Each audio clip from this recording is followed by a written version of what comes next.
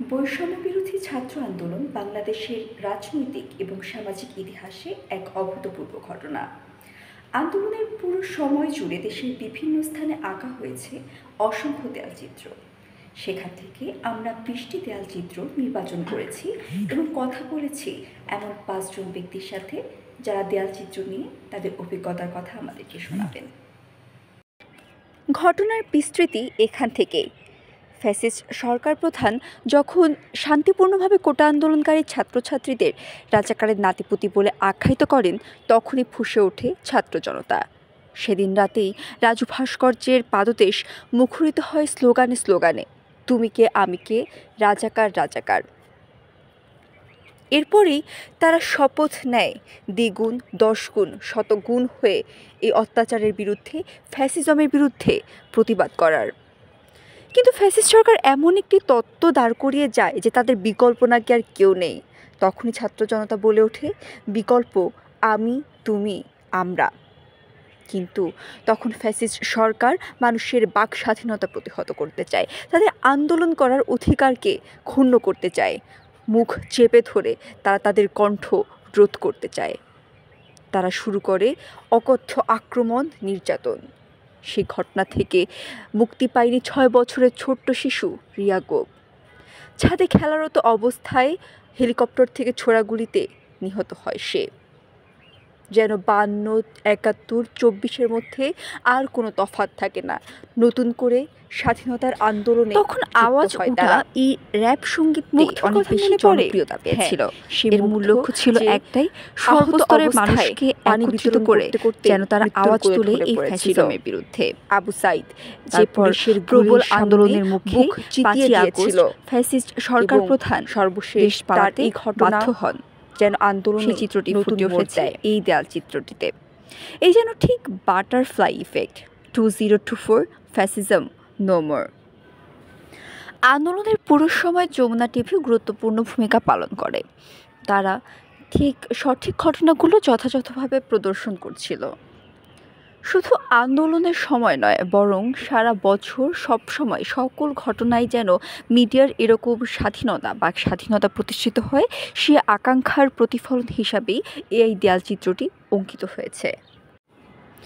এই ঘটনা মানুষের কাছে যতটা না বেশি 5ই আগস্ট হিসেবে পরিচিত, তার থেকে বেশি পরিচিত 36 জুলাই হিসাবে। জুলাই বিপ্লবের যে ধারাবাহিকতা বজায় রেখেছে এবং সর্বশেষ সেই গণনা অনুযায়ী 36শে জুলাই পতন হয় ফ্যাসিস্ট সরকারের। কিন্তু স্বাধীনতা অর্জনের থেকে স্বাধীনতা রক্ষা করা আরও কঠিন। তাই তখন একটি জনগণের সরকার গঠন অনিবার্য হয়ে ওঠে। ফ্যাসিজমের কালো থাপা পড়ে সংবিধানের উপরেও। উদাহরণ হিসেবে বলা যায় সংবিধানের 70 নং অনুচ্ছেদ, যেখানে মানুষের বাক স্বাধীনতাকে হরণ করা হয়েছে।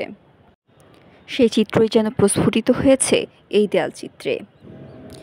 দীর্ঘদিন ধরে ক্যাম্পাসে চলে আসা চাটুকার রাজনীতির প্রতি ছাত্র সমাজের তীব্র বিতৃষ্ণার জন্ম নেয়। তাই তারা চায় ক্যাম্পাসে এমন ছাত্র রাজনীতি থাকুক যা শিক্ষার্থীদের কথা বলবে, তার মাদার অর্গানাইজেশনের ম্যান্ডেট পূরণের জন্য কাজ করবে না। জেনজি যেমন স্বাধীনতা এনেছে, তারা স্বাধিকারও আনবে, সেই দৃঢ় প্রত্যয় যেন ব্যক্ত হয়েছে এইখানে। সর্বশেষ এই দেয়ালচিত্রটিতে স্বাধীনতার সূর্যোদয় হয়েছে, যে সূর্যোদয় হয়েছে ফ্যাসিজমের অবসানের মাধ্যমে, এবং এই বাংলার মাটিতে যেন কখনোই আর ফ্যাসিজমের কালো থাবা ফিরে না আসতে পারে।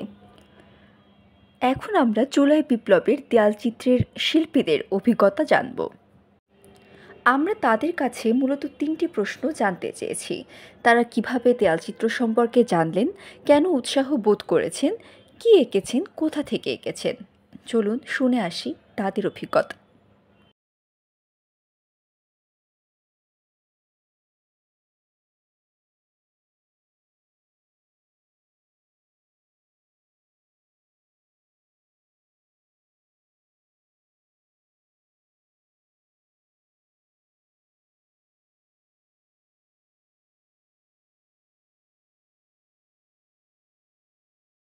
তাতে উৎসাহিত হইল এবং আমরা বন্ধু বান্ধব এবং বোনরা আর মিলে দেয়ালে অঙ্কন করেছিলাম।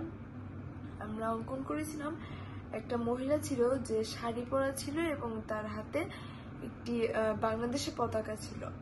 এখানে আমাদের চিত্রটি প্রকাশ করতে চাচ্ছে যে মেয়েরাও সবকিছু করতে পারে। আমাদের যখন আন্দোলনটি হয়েছিল মানে প্রত্যেক বা আমাদের যেই চাহিদা ছিল, যে অধিকার ছিল, ওইগুলা পাওয়ার জন্য অনেক মেয়েরা আন্দোলন করেছে এবং তারা অনেকে শহীদ হয়েছে। তো সেই বিষয়টি প্রকাশ করার জন্য আমরা ওই চিত্রটি অঙ্কন করেছি এবং ওই চিত্রটি আমরা নিজে থেকে প্রথমে প্র্যাকটিস করে গিয়েছিলাম বা ধারণা করে নিয়েছিলাম যে আমরা কি অঙ্কন করব বা আমরা কিভাবে করব। তো কোনো ওয়েবসাইট বা কোন জায়গা থেকে আমরা একটু কপি করি না, আমরা নিজেরা মানে আগে থেকে প্র্যাকটিস করে বা অঙ্কন করে ওইখানে গিয়ে ওইটা এভাবে এঁকেছিলাম। তো এভাবেই আমরা আমাদের ওয়াল পেইন্টিং বা চিত্রাঙ্কনটি সম্পন্ন করি। আমি আব্দুল্লাহ আল নোমান, পড়াশোনা করছি বাংলাদেশ ইউনিভার্সিটি অফ প্রফেশনালস, ৩য় বর্ষ। আমি আসলে টেলিভিশন, প্রিন্ট মিডিয়া বা এমনিতে যে পত্রিকাগুলো আছে সেই জায়গাগুলোতে দেখেছি। শুধু তাই না, যখন আমি বাইরে যাই তখন আমি দেখেছি রাস্তার ধারে ছোট শিশুরা কিংবা অনেক বড় যারা রয়েছে তাদেরকে আমি দেখেছি চিত্রাঙ্কন করতে। তারা আসলে স্বৈর শাসকের প্রতি যে আহ, অনেক বেশি খারাপ লাগা বা এই যে স্বৈর শাসক বলতে যে একটা জিনিস আছে, ছোটরা কিন্তু এই জিনিসটাও জানে না। তারা শুধু এই জিনিসটা জানতে চায় যে আমার ভাইদের কেন গুলি করা হলো, কেন হত্যা করা হলো। সেই জায়গা থেকে তারা কিন্তু মাঠে নেমেছে, তারা কিন্তু চিত্রাঙ্কনের মাধ্যমে তাদের প্রতিবাদ জানিয়েছে। ওইখান থেকে আমার জানা, ওইখান থেকেই আমার দেখা যে ছোট শিশুরা যেখানে মাঠে নেমেছে, তারা যেহেতু স্বৈরশাসক শব্দটা কি এই বিষয়টাই জানে না, তারপরও তারা যেহেতু মাঠে ছিল, তারা চিত্রাঙ্কনের মাধ্যমে প্রতিবাদ জানিয়েছে। সেই জায়গা থেকে আমি নিজেকে মনে করি যে আমার জায়গা থেকে উচিত অনুপ্রেরণার জায়গাটা নেওয়া এবং চিত্রাঙ্কন করা। দেখুন, আমি একজন মানবিকের শিক্ষার্থী, কিন্তু আমি কৃষি শিক্ষা না পড়ে আমি সবসময় চারুকলা পড়েছি। আমার ভিতরে শিল্পের যে জায়গাটা, এই জায়গাটা অনেক আগে থেকেই ছিল। তো একজন শিল্পী হিসেবে আমার কাছে মনে হয়েছে এই স্বাধীনতাত্তর এই সময়ে মানুষের ভেতরে যে নতুন করে কর্মস্পৃহা বা নিজেকে যে স্বাধীন মনে করার যে একটা আকাঙ্ক্ষা তৈরি হয়েছে, সেটাকে আমি কিভাবে ফুটিয়ে তুলতে পারি। এজন্য আমার কাছে প্রথমে মনে হয়েছে আমি একটি প্রজাপতি আঁকবো, যেটা কিনা স্বাধীন দেশে, স্বাধীন আকাশে আসলে ডানা মেলে উঠছে। সেই ধারণা থেকে, সেই জায়গা থেকে আমি একটি প্রজাপতি অঙ্কন করি। এটা আমি নিজ থেকেই অঙ্কন করি, এটা আমি কোনো জায়গা থেকে নিই। ধন্যবাদ। আমি ফয়সাল আহমেদ। আমি পড়াশোনা করছি ঢাকা ইউনিভার্সিটির রাষ্ট্রবিজ্ঞান বিভাগে এবং আমি সংযুক্ত বঙ্গবন্ধু হলে এবং আমি বঙ্গবন্ধু হলের একজন আবাসিক শিক্ষার্থী। আসলে এটার সাথে আমার পরিচিতি আন্দোলন যখন চলছে তখন থেকেই। যখন আন্দোলন চলছে বা আমরা যারা আন্দোলন করছিলাম রাজপথে থেকে, তখন এই আন্দোলনের একটা প্রতিরোধের মাধ্যম হিসেবে এবং তৎকালীন স্বৈরাচার গোষ্ঠীকে ব্যঙ্গ করার জন্য আমরা আসলে বিভিন্ন দেয়ালকে বেছে নেই। হ্যাঁ? তো সেই দেয়ালের মধ্যে আমরা আমাদের যে মনের কথা, আমাদের যে মনের ভাষা, আমাদের যে ক্ষোভ, আমাদের যে বিক্ষোভ তৎকালীন সরকারের বিরুদ্ধে সেগুলোকে আমরা প্রকাশ করি। বাট যখন কারফিউ শুরু হয় তখন আমরা বাসায় চলে যাই। অ্যাজ ইউজুয়াল আমিও বাসায় চলে যাই। বাসায় চলে যাওয়ার পর থেকে এই বিষয়টা সম্পর্কে ঢাকার তৎকালীন মানুষের মধ্যে প্রবল আগ্রহের জন্ম দেয়। আর এই আগ্রহের জায়গা থেকেই এটা সামাজিক যোগাযোগ মাধ্যমে ছড়ায় পড়ে এবং সেটা মেইনস্ট্রিম মিডিয়া এক পর্যায়ে চলে আসে এবং পত্র-পত্রিকাগুলো খুব চমৎকারভাবে এটাকে কভার করছিল। তো সেই জায়গা থেকে আসলে তখন এমন কোনো মানুষ ছিল না বাংলাদেশে যে আসলে জানেন না যে এটা হচ্ছে বাংলাদেশে। তো বাংলাদেশের একজন সাধারণ মানুষ হিসেবে খুব স্বাভাবিকভাবেই এটা আসলে আমি জানি যে বাংলাদেশে চলছে যে গ্রাফিতির যে একটা বিপ্লব। উৎসাহের জায়গা থেকে আসলে গ্রাফিতিটার যে বিষয়টা, অর্থাৎ তৎকালীন যে দেয়ালগুলা ঢাকার বা বাংলাদেশের সকল জেলা শহরের, বিভাগীয় শহরের, এই দেয়ালগুলা হয়ে ওঠে আমাদের মনের আয়না। অর্থাৎ আমাদের মনের যে কথাগুলা, আমাদের মনের যে ভাষাগুলা, আমাদের যে ক্ষোভগুলা, এগুলো খুব চমৎকারভাবে ছোট্ট শিশুরা, কিশোররা এবং স্কুল, কলেজ, বিশ্ববিদ্যালয়ের শিক্ষার্থীরা, ইভেন শিক্ষকরা এবং বিভিন্ন শ্রেণী-পেশার নানা দল, ধর্ম, মত নির্বিশেষে সকলে আমাদের মনের কথাগুলো যখন দেয়ালে ফুটিয়ে তুলছে, তখন সেই জায়গা থেকে এটার সাথে একাত্মতা পোষণ ছাড়া, এটার প্রতি উৎসাহ জন্মানোর যে একটা জায়গা, সেটা ছাড়া আর কোনো উপায় ছিল না। সুতরাং খুব স্বাভাবিকভাবে অ্যাজ ইউজুয়াল ভাবে যখন আমার কথাগুলো দেয়ালের মধ্যে খুব চমৎকারভাবে রঙের মধ্য দিয়ে উপস্থাপন করা হচ্ছে, খুব সুন্দর চিত্রের মধ্য দিয়ে উপস্থাপন করা হচ্ছে, তখন আসলে এই জায়গায় আমার একটা উৎসাহের জন্ম নেয় এবং আমি সেটাতে পার্টিসিপেট করি এবং এটা আমার কাছে মনে হয় খুবই, খুবই স্বাভাবিক এবং খুবই মামুলি একটা বিষয় যে আমি এখানে অংশগ্রহণ করব। আ আমি যে আঁকতে পারছি, আমি যে স্বৈরশাসনকে ব্যঙ্গ করতে পারছি এটা আমার কাছে মুখ্য বিষয় ছিল। এবং কি আঁকছি এটা আসলে টেকনিক্যালিও একটা ইম্পোর্টেন্ট বিষয়। কারণ আসলে আমি যেহেতু দক্ষ না, আমি যেহেতু এই জায়গার মধ্যকার শিল্পী না। সুতরাং ওই জায়গা থেকে আমি আসলে কোনো কিছুই আঁকি নাই। তাইলে আমি কি করছি আসলে? আমি যেটা করছি সেটা হচ্ছে দেয়ালটাকে পরিষ্কার করছি। দেয়ালটাকে পানি দিয়ে একটু মুছে দিয়েছি। দেয়ালে একটু রং করেছি। তারা যে আউটলাইনটা করেছে আউটলাইনের মধ্য থেকে দাগ দিয়েছি। অর্থাৎ যারা শিল্পী ছিল, শিল্পীদেরকে বিভিন্নভাবে বিভিন্ন কায়দায় কখনো ঢাকা ইউনিভার্সিটির ভিতরে, কখনো বেইলি রোডে, কখনো মিরপুর ১ এ, হ্যাঁ? সেই জায়গা থেকে হচ্ছে আমি তাদেরকে সহযোগিতা করেছি। কোথায় আঁকছি এটাও আমার কাছে মানে মুখ্য বিষয় না। কারণ আমি ঢাকার বিভিন্ন জায়গায় আঁকছি। কখনো আমাদের ঢাকা ইউনিভার্সিটির টিএসসির ওই জায়গাটাতে, কখনো এফআর হলের ওই জায়গাটাতে, কখনো বেইলি রোডের ওই পাশটাতে, কখনো মিরপুর ১ এর বাংলা কলেজের অপোজিট পাশে। অর্থাৎ গোটা ঢাকার বিভিন্ন পয়েন্টে ছড়াইয়া-ছিটাইয়া যখন যেখানে সুযোগ পেয়েছি, যখন যেখানে ছিলাম তখন সেখানে আঁকছি আমি। বর্তমানে ঢাকা ইউনিভার্সিটিতে ট্যুরিজম অ্যান্ড হসপিটালিটি ম্যানেজমেন্টে থার্ড ইয়ারে অধ্যয়নরত।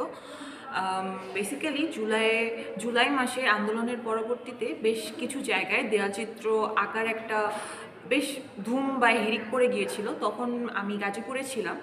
আমার খুব ক্লোজ এক ফ্রেন্ড, যার সাথে আমি হাই স্কুলে একসাথে অধ্যয়নরত ছিলাম, সে আমাকে মেসেঞ্জারে নক দিয়ে বলেছিল যে দোস্ত, আমি এরকম দেয়ালচিত্র অঙ্কনে যাব, তুই কি আমার সাথে যাবি কিনা। Then I was so excited because জুলাইয়ের আন্দোলনে মোটামুটি আমার সেরকম কোনো, সত্যি কথা বলতে সেরকম কোনো পার্টিসিপেশন বা কিছুই ছিল না। হ্যাঁ, টুকটাক ফেসবুকে হচ্ছে কি বলে পোস্ট শেয়ার করা বা টুকটাক নিজের মত শেয়ার করা, এটা ছিল। তো আমি ভেবেছিলাম যে হ্যাঁ, ইট কাইন্ড ইন্টারেস্টিং। আমি হচ্ছে দ্যাটস ওয়াই তার সাথে আমি সেখানে যাই। যাওয়ার পরে হচ্ছে টোটাল 2টো চিত্র আমি এঁকেছিলাম। আমি হচ্ছে যেখানে আমি এঁকেছিলাম মূলত তখন গাজীপুরে ছিলাম, দ্যাটস ওয়াই আমি গাজীপুরের ওখানে দুইটা দেয়ালচিত্র অঙ্কন করেছিলাম। সো ওইখানে গাজীপুরে একটা সংগঠন আছে পুনর্গঠন গাজীপুর নামে। তো তাদের সাথে মূলত আমি এই কাজে অংশগ্রহণ করেছিলাম। দেখেন, সেখানের যে সিনিয়র ভাই ছিল সে আমাকে 2টো চিত্র দিয়েছিল। আমি যেহেতু চারুকলা স্টুডেন্ট নই, just as a normal student, that's why আমার খুব এক্সপার্টাইজ নাই আর্টের ব্যাপারে। সো সিম্পলের মধ্যে আমি 2টো চিত্র এঁকেছিলাম। একটা ছিল হচ্ছে বিজয়ী শক্তি, হেডলাইনের নিচে জাস্ট একটা ছেলে এবং একটা মেয়ে জাস্ট পতাকা নিয়ে দাঁড়িয়ে আছে। আরেকটা ছিল হচ্ছে গাজীপুরের হচ্ছে মেইন একটা এরিয়া, যেটাকে বলে যে গাজীপুর রেলগেট বা রেল স্টেশন। সেখানে মুক্তমঞ্চ নামে একটা জায়গা আছে। তো সেখানে আন্দোলন চলাকালীন সময় কিছু ভাস্কর্য ছিল, সেটা ওগুলোকে ভেঙে ফেলার কারণে জায়গাটা খুব ম্যাসি টাইপ হয়ে গিয়েছিল।